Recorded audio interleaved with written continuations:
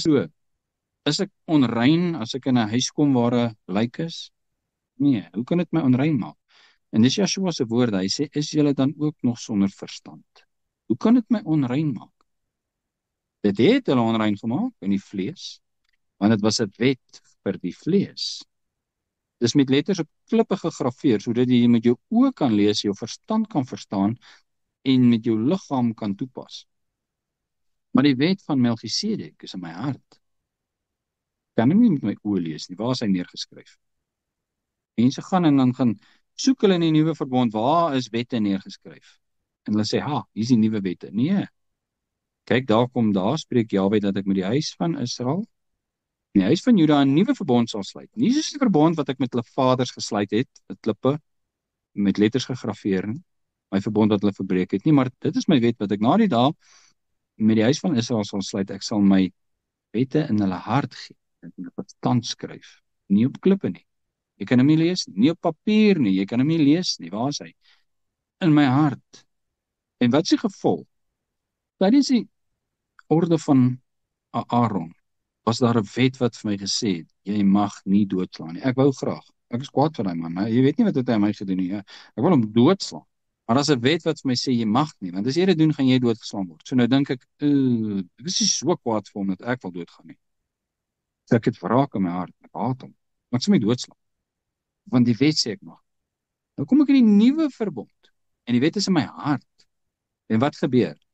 My behoefte om hom dood te slaan verdwyn. Hoekom? Want ek sien, as ek in sy skoene geloop het en ek in sy situasie was, sou ek dit seker ook gedoen het. So ek is net so skuldig soos hy. En omdat ek hom lief het soos myself, want ek sou nie wou gehad het ek moet doodgemaak word vir dit nie. Wil ek nie hy moet doodgemaak word, want ek verstaan, ek sien in. Ek het medelee, ek kry jammer. Dit klink verskriklik. Iemand wat iets ergs van jou gedoen het.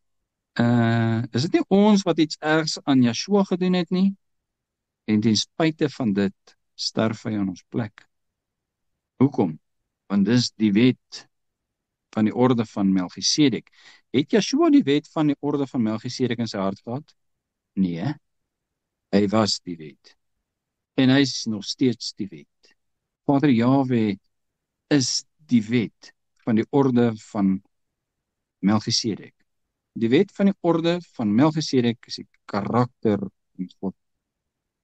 En dit kom in my hart, en ek word soos hy. En ek is genadig, en ek is barmhartig. En ek vergeef, en ek verbind, en ek help. En in plaas van dat ek 'n tiende gee wat die wet sê, gee ek alles. In plaas van dat ek Sabbat hou, een dag in die week, is elke dag Sabbat. Want ek het geen ander begeerte nie. Maak nie skatte hier by mekaar nie, is niks wat ek hier wil hê nie. Ek is in die koninkryk van God, elke dag. Nie soos die wet, wat ek vir julle vaders gegee het, die dag toe ek hulle in die hand geneem het om hulle te Egipte. Maar dit is my wet. Dit is verskillend. Dis nie opgedateer nie, dis nie uitgebrei nie, dis nie verminder nie, niks van daai goed nie. Dis 'n ander tipe wet. Dis 'n geestelike wet. As jy nie weergebore is nie, het jy dit nie. Dan soek jy letters wat op klip gegraveer is. En dit is hoekom mense in die nuwe verbond lewe en gryp na 'n wet wat neergeskryf is. Geef vir my moeds en moenies. Hoe moet ek weet wat om te doen? En dan vra hulle vir jou, mag ek dan nou doodmaak? Nee, want die wet is nie in hulle hart nie. Hoe kry ek die wet in my hart? Jy moet weergebore wees. Bekeer jou en laat jou doop en jy sal die gawe, die geskenk van die Heilige Gees ontvang. Wat is die Heilige Gees? Dis God se karakter wat in my ingeplant word, deurdat hy in my kom woon, want hy is die Gees. En ek verstaan wie hy is, en ek hoor wie hy is, en ek tree op soos wat hy is.